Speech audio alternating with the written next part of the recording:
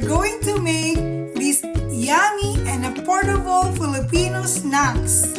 Special Okoy Malabon Style. Smells good. And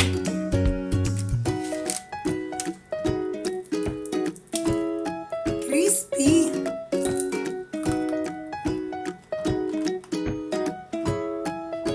Also, I use rice flour.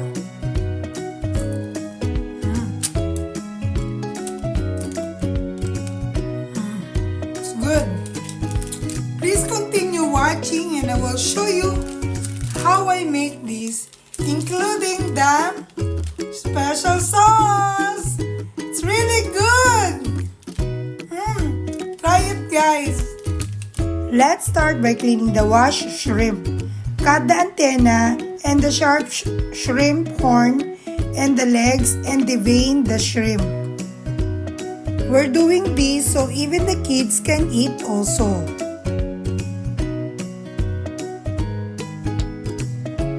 But some vendors in Malabon, they didn't cut anything, only devein and wash the shrimp.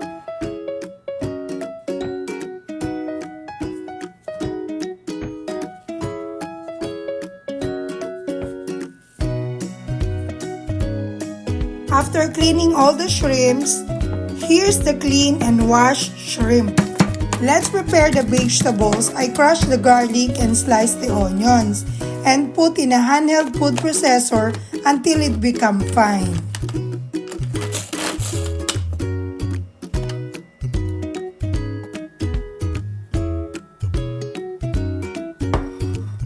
I grate the sweet potato in a big chunk-sized grater. You can also use carrots, squash, or papaya. Chop the green onions and wash the mung beans, sprouts, or toge. Let's make the batter mixtures for the okoy. In a large bowl, add rice flour, the potato starch. I added annatto powder for natural food coloring. I season the mixtures with salt and pepper, chicken powder, garlic powder, and for umami taste, I added half sachet of the all-purpose seasonings and patis or fish sauce.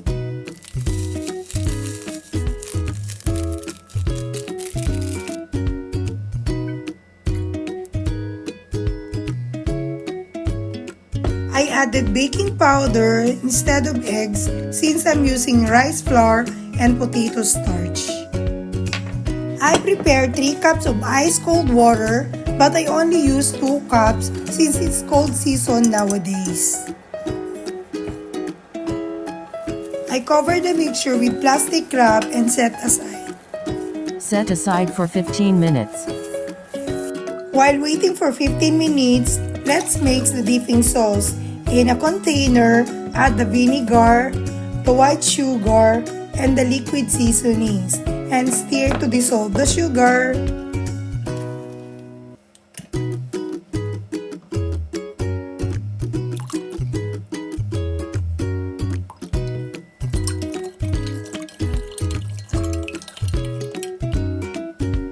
Then season the dipping sauce with salt and pepper and the half sachet of the all-purpose seasonings.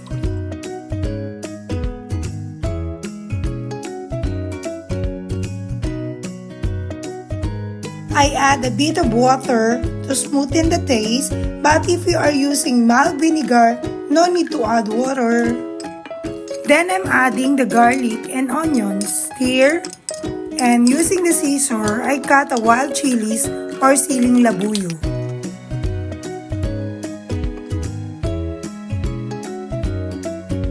Then I taste, and to adjust the taste, I'm adding some salt.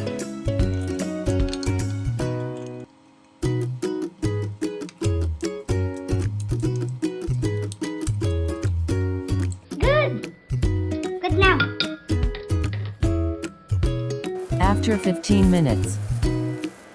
After 15 minutes, I stir the mixtures and add the garlic, onions, and chopped green onions.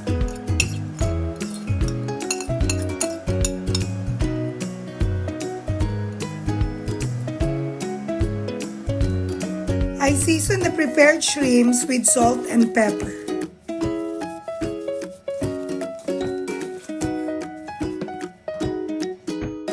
Let's assemble the okoy. First, spread some butter on the plate, add handful of mung beans, sprout or toge, a tablespoon of grated sweet potatoes, and the remaining butter in the spatula, and lastly, the shrimp.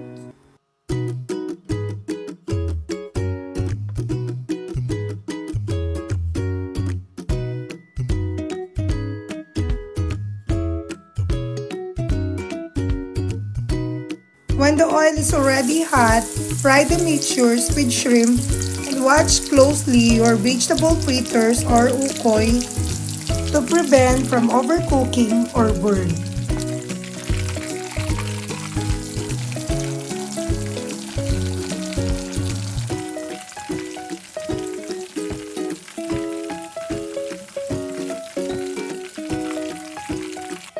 Then do this with the rest of the butter mixtures and okoy vegetables with shrimps.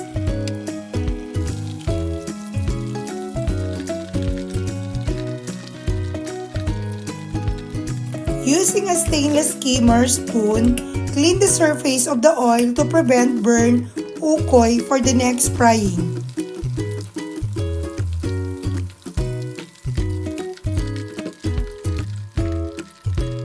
Here's a special Okoy Malabon Style with special vinegar dippings. Yum! Okay, let me try! Without the sauce. See? That one. There's a big shrimp.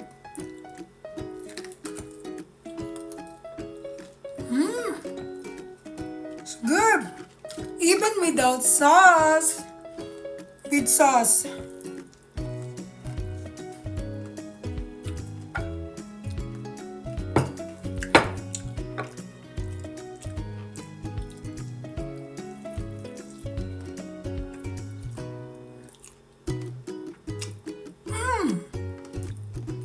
Good.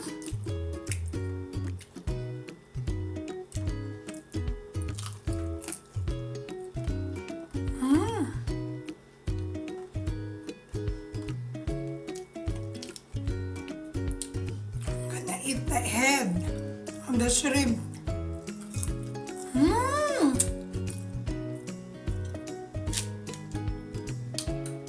I can eat the whole head. It's crispy.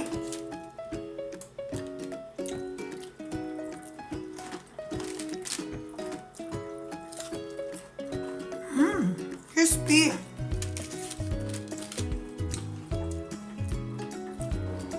Even without shrimp, still good. Especially with the sauce.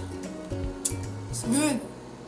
If you like this video, don't forget to press the like button, write a comment, and please consider to subscribe.